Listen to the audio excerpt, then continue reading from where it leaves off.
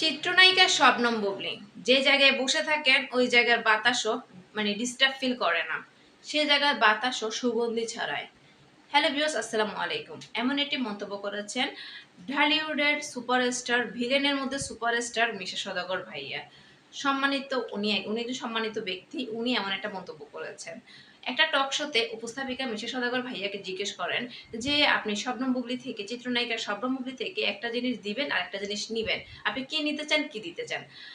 মিশা সওদাগর বলল, আমি ওর থেকে নিব যে ও যে জায়গায় বসে থাকে সে জায়গার বাতাসে পর্যন্ত ডিস্টার্ব ফিল করে না, সে জায়গায় মনে হচ্ছে সুগন্ধি ছড়ায়। এমনকি সে এতটা ডিসিপ্লিন সেটা আসলে বলারও বাহিরে।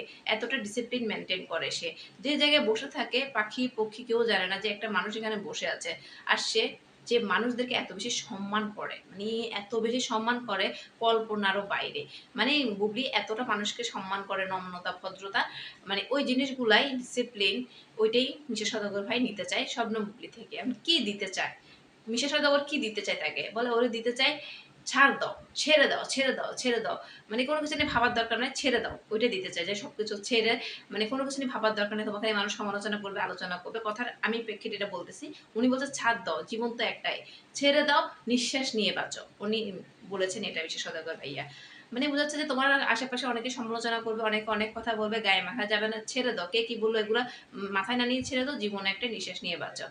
এটাই বলেছেন মিশা সওদাগর ভাই। এরকম গুণী গুণী মানুষরা শবনম বুবলীর অনেক প্রশংসা করেন। তার নম্রতা, ভদ্রতা, মার্জিত, মানুষকে সম্মান করে, এটার জন্য শবনম বুবলীকে সবাই অনেক বেশি ভালোবাসে।